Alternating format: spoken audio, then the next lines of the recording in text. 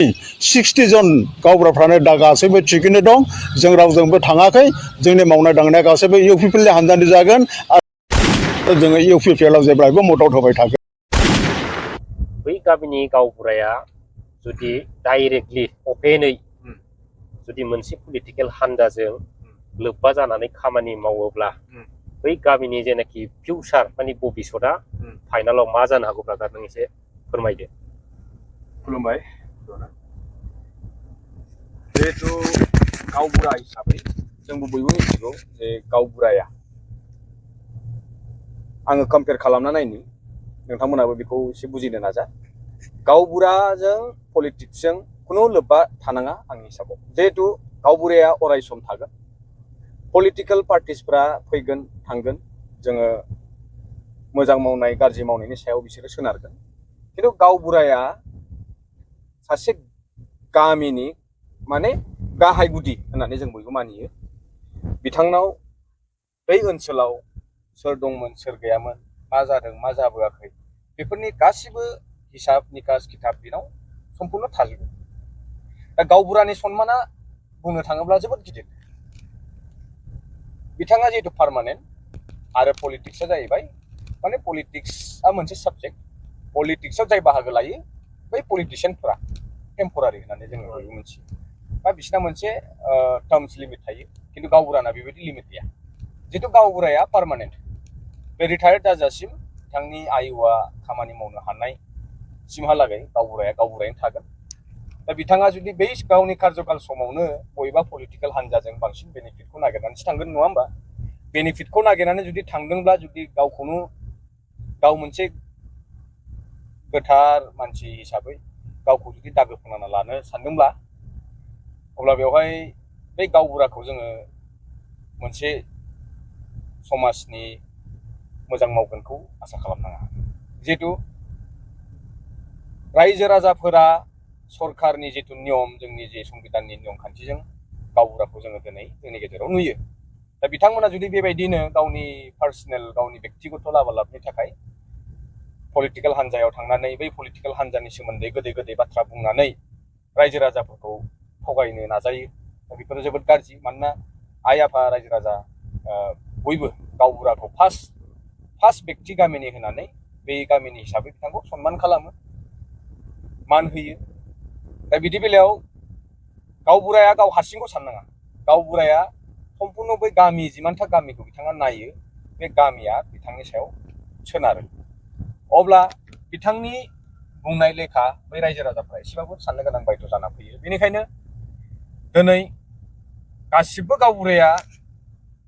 बे एखे लामाजों थांगोन आं बेखौ साना नाथाय जाय थांदों बिथांमोननि थाखाय बे मोनसे मेसेज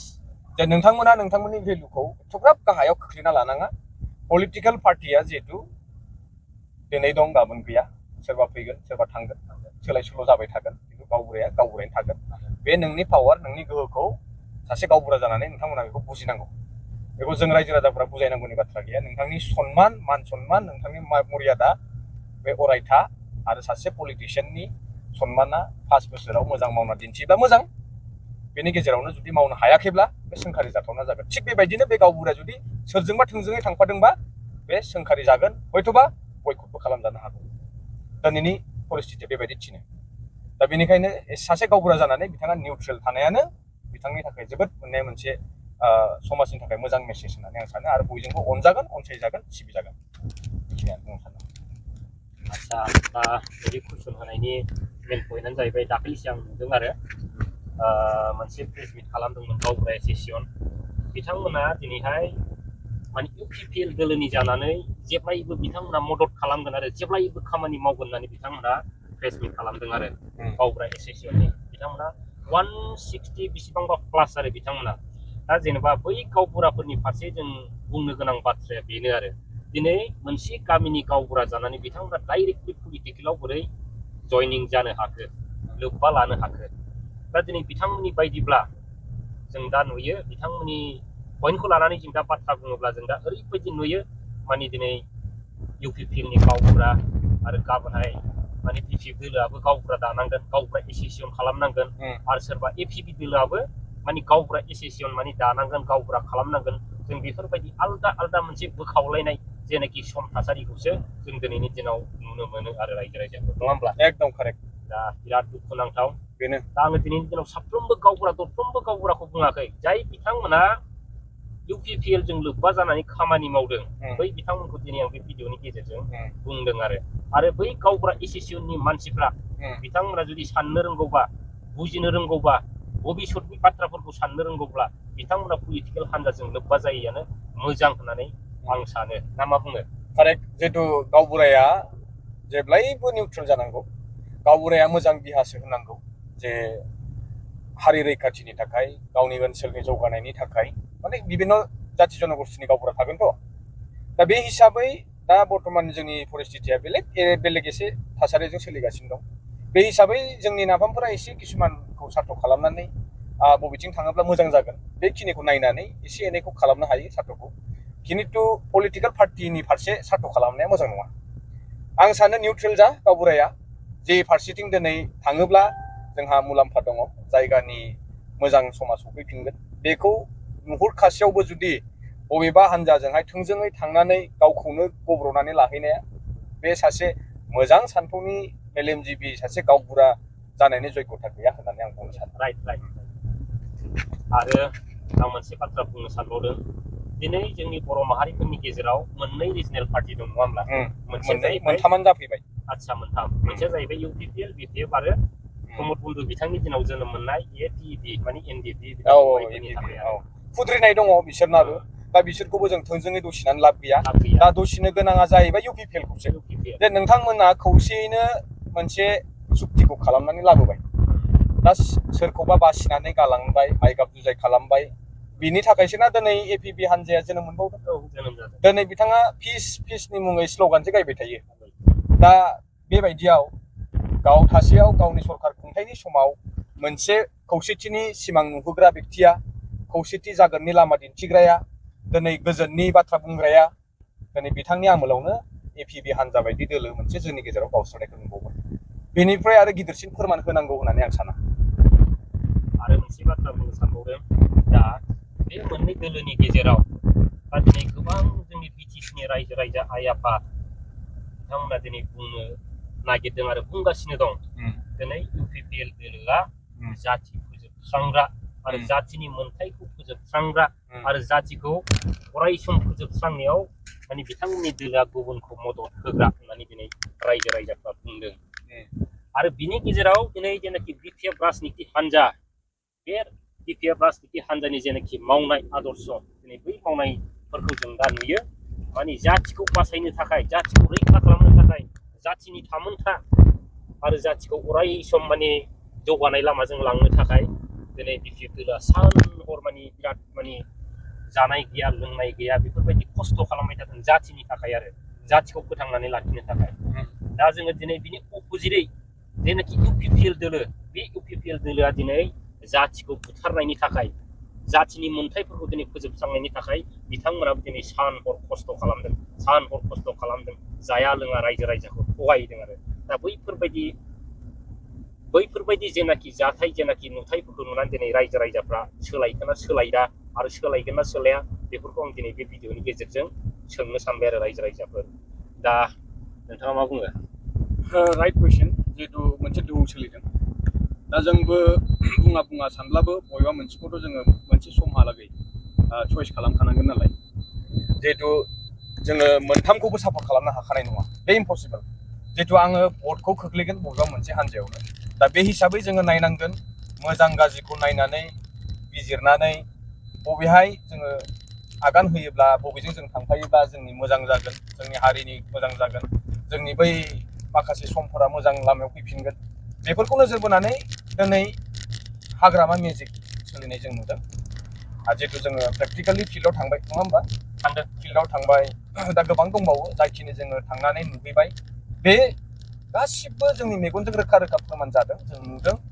आरो बेखौ जोङो ना होननो हानाय नङा बेखौ जोङो नंखाय होनना बुङोब्ला गोरोन्थि जागोन जिहेतु बैयाव रायजो राजा एबा आइ आफाफ्रा दङमोन जोंखौ नुदों जों लोगो मोनदों रायज्लायदों सावरायलायदों नङा होमबा दा बे हिसाबै बिराद मोजां मोनसे ढौ फैदों मानि थाखाय फैदों आं बेखौ मिथिया हयथ' दिनै रायजो राजाफोरा हमदांना मोनबाय जे बे 5 बोसोराव बिथांमोना जिमाननाखि खोथा बुङा मानो गासिबो बे नंखाय आरो गावसोरनि पलिटिकेलनि लाबालाबनि थाखाय बुंफागासिनो दं। गोहोआव थानाया बुंफानांगौनि गोनांथि दरखार गैया होनना आं सानो। बिथांमोना मावनानै दिन्थिबानो जायोमोन, जितु बिथांमोनाव गोहो दं, बिथांमोनाव सरकार दं, बिथांमोनाव दिनै मोनसे सुक्तिनि गोबां पेकेजफोर दंमोन, मावनो गोनां सुबिदा बिथांमोननि आखायावनो दङमोन। दिनै बिथांमोना बेखौ बारम्बार रायजोफोरनि सिगाङावहाय मावगासिनो, मावगोन होननानै फोरमान होनांगौनि दरखार गैयामोन, नङा होमबा? मावनानै होयोबाथ' मेगनजों नुगौमोन ना। दिनै बिथांमोना खुगाजों बुंनांगौनि बारम्बार दरखार गैयामोन, मिडियायाव फोसावनांगौ खोथा गैयामोन, पस्टार बेनारिं एडभार्टाइजमेन्ट खालामनानै गावसोरखौनो डिमेरिट माने मा होनो बेखौ डिमरेलाइज गावसोरनि गोसोफोरखौ खालामना लानाया आरो गाव गावनो दुरबल मोनसे रायजोनि फारसे दुरबल मनोभाबखौ गावसोरनो दिन्थिना लाबाय। आरो दिनै बिथांमोना सरकाराव थानायलाय जाबायदि दोहौ फैनांगौमोन बिथांमोननि फारसे पार्टियाव बेबायदि नुवाखै, सिरि सिरि दङ। बे सिरि सिरिया हयथ' बिथांमोना दिनै लाजिखांबाय आरो बुजिबाय जे जों दिनै रायजो राजाफोरनो जाखिनि बै 2020 सनावहाय इलेक्सन बिथांमोननि मेनिफेस्ट'आव इस्टिआरआव होदोंमोन ना, बायदिसिना खोथा लिरदोंमोन, आंनाव बियो दाबो दङ 25-30थासो माने इस्टिआरआवहाय बिराद गिदिर गिदिर प्रजेक्ट बिथांमोना लिरदोंमोन दै। दा माखासेया रायखांजाबाय थायो आरो माखासेयाथ' रायजो राजाफोरा मोनथिबावानो मा होदोंमोन बे इस्टिआरआव। बेखौ आलादाहाय रायलायनांगोन, सावरायनांगोन, दानो लिस्टआ जोबोद गोलाव। दा बे हिसाबै बिथांमोननि जे इलेक्सन मेनिफेस्ट'आव होनाय बायदियै बेनि मोनसेबो जायाखै दाने आङो बुंनो हायो आरो बेखिनि। आरो बाखि सुक्तियाथ' सुक्ति, बे मोनसे एग्रिमेन्ट आरो जिहेतु बे एग्रिमेन्टनि मा मेन क्रेडिट दंमोन होनना बुङोब्ला एनडिपिफोरखौ लाबोदों, मेन स्ट्रिमावहाय समाजजों गोरोबहोदों, बे मोजां जादों। खिन्थु बिथांमोननि थासारिखौ सुद्रायनो थाखाय सरकारा सेस्था खालामाखै, बे आरो बिराद गाज्रिसिन जादों। बिथांमोनखौ बहानिफ्रायबा लाबोनानै बहाबा आरो गारसोमफैना दोननाय बायदि जादों। जितु बिथांमोना मावनांगौनि खुनु खामानि गैया, बोरै थागोन बोरै जागोन, न' बां बेफोरनि खुनु बेबस्था गैया। खिन्थु गोबाव समनि उनाव नोङो बहाबा बनबास खाथिनानै फैफिनोब्ला नों बाहाय थाग्रा जाग्रा नोंनि मावनानै जानांगौनि एख' सुबिदा गैयाबा नोङो बै जायगायाव थानाय आरो बाहाय फैफिननाय बे बराबर जागोन ना जायाखै? सेम। दिनै बिथांमोना समाजाव फैनानै लाजिनो गोनांसो जाफिनगोन। दिनै ग्रोम ग्रोम न'खौ नुनानै, फैसा थाखा मानसिफोरखौ नुनानै बिथांमोना दिनै सिपिआव थाइसेबो पकेट गैया, फैसा थाइसेबो गैयाब्ला बै दस्रा नुनानै बिथांमोना गोसोआव दुखु मोनो ना मोना? मोनगोन ना? जों दिनै हारिनि थाखाय नांबाय, नाथाय जोंहा दिनै जोंनि थाखाय जेबो गैला। थेवब्लाबो बिथांमोना बुंबावोसो जोंनि जिउखौहाय जोङो हारिनि थाखाय हगारखाबाय होननानै। बे आरो मोनसे बाथ्रा सावरायनो नागिरबावदों, जोब्बाय आरो ना? औ, जोब्बाय। आदसा, बे जाहैबाय EM राकेश ब्रह्मनि बाथ्रा जागोन आरो। EM राकेश ब्रह्मआ जाहैबाय, बिथांखौ दा दिनैनि दिनाव बुङो साफ्रोमबो जोंनि माने इन्टेलेक्सुयेल हक, रायजो राजा हक, माने राकेश ब्रह्म बायदि माने गेसाव EM गैया होननानै माने बुङो आरो। दा बिथांखौ खुनु जैगथा गैया EM जानायनि। सोर गेसाव? गावनो गेसावखा। औ, राकेश ब्रह्म बिथाङा। जायनि गोसोआ गेसाव, जायनि साननाया गेसाव, बे जेब्लायबो मालायखौ गेसावानो नुयो। बिथांनि गोसोआव गोसोम मैला दङ, बेनिखायनो बयखौबो गोसोमानो नुयो। आरो बेल' नङा, बेबायदि सानग्रा हग्रा बेक्तियानो बेबायदिखा। आरो दा दिनै हाग्रामा महिलारि बिटिसि लाबोनायाव दा दिनै बिथांमोना बे हाग्रामा महिलारिनि गादियाव जिरायनाय बायदिनो जिरायनानै दिनै हाग्रामा महिलारि सारखौनो दिनै बिथांमोना मासे जुनारजों रुजुनो हानाय, दा बे बिराद लासिंसिं आरो। दा बिनिखायनो दिनैनि दिनाव जेनाखि राकेश ब्रह्म बिथांनि जेनाखि ब्रेन, माने बिथांनि ब्रेना माने सासे गोरलै गथ'नि समान होननानै जों दिनैनि दिनाव साननो हायो ना मा बुङो? दिनै बिटिसि सोरजिग्रा आरो बिटिसिनि पावारावनो बिथांमोना थानानै दिनै हाग्रामा महिलारि बिथांमोन बायदिखौ सासे जुनारजों रुजुनो हालायनाय, नङा होमबा? बिदि बेक्तिखौ मा होननो? गावखौ दिनै समाजाव जेनेबा राकेश ब्रह्म EM होननानै जुदि गावखौ मोनथिजानायनि जे परिबेक दिनै दङ, बे सोरनि थाखाय जायामोन? दिनै सोरबा राकेश ब्रह्म होननानै सिनायदोंबा सोरनि थाखाय जायामोन? सोर सिनायामोन? दिनै बिथाङा इलेक्सन गेलेनो हानाय बे खेमथाखौ सोर लाबोना होआमोन? बेफोर खोथाखौ आरो बुंनांगौनि बाथ्रा सावरायनांगौ दङ होननानै आं साना। जिहेतु निजेनावनो जुदि मानसिनि फारसे मानसिनि अननाय बोरै होनांगौ, बोरै सनमान होनांगौ, बेखौनो जुदि रोङाब्ला आं सानो बिथाङा दिनै गाइखेर जानांगौ, गाइखेर जाफिननांगौ आरो मोजाङै गियान लाफिननांगौ। गथ'खौ बिमाया जेरै उन्दैनिफ्राय लानानै देरजासिम फेदेरो, बेनि गासिबो बिथिङाव ना माबा होनो बेखौ गथ'खौ आबोर खालामनाया खिजानिबा माबा मोनसे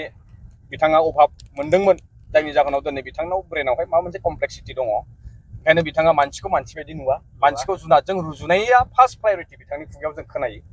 आरो दिनै फारसेथिं माहारि आफादा खौसेथिनि बाथ्रा बुंदों प्रमद बर' बिथाङानो सासे एक्स प्रेसिडेन्टमोन बे माहारि आफादनि मोजां मोजां बोसोन होलांदों जानांगौ आंनि आन्दाजाव जिहेतु नाथाय बिथाङा दिनै गावनि जाखिनि आफादाव थानाय सोद्रोमाफोरा खायसेया बयबो नङा खायसेया बे खोथाखौ बुजिनो हायाखै जायनि जाहोनाव दिनै बै राकेश ब्रह्म बायदि बिथांनो आरो दंबावो जोंहा फेरेंगा सारमोन बायदि माने बेबायदिखौ इएमआव दोननानै बिथांमोनखौ देरहासार जाहोनानै खर' सायाव थिखांना लानायानो दिनै बिथांमोनखौहाय मन'फिननो नागिरदों बिदि जादों दा जिखुनु रायजो राजाफोर बिदियाव गोलाव जाबाय दा सम सम बिदिनो लोगो मोनबाय थागोन दा दिनै आं मोनसे खोथाखौल' बुंनो लुबैदों दिनै गावबुरानि बाथ्राफोरखौ माने आं गासिबो गामिनि गावबुराफोरखौ बुंनाय जायाखै दिनाव गासैबो गामिनि गावबुराफोरखौ सोंखारिनाय जायाखै जाय बिथांमोना इउपिपि लोगोजों लोब्बा जानानै खामानि मावदों बै बिथांमोनखौल' होननाय जादों बे भिडिअ'आव ओंखायनो खावलायदों आरो जाहाथे गोरोन्थि साना आरो जाय बिथांमोना पलिटिकेल हान्जाजों लोब्बा जानानै खामानि मावदों बे बिथांमोननि थाखाय बिराद माने साननो गोनां सम होननानै आं सानो रायजो राजाफोर दा दिनैनि भिडिअ'खौ बेयावनो दोनबाय नामा?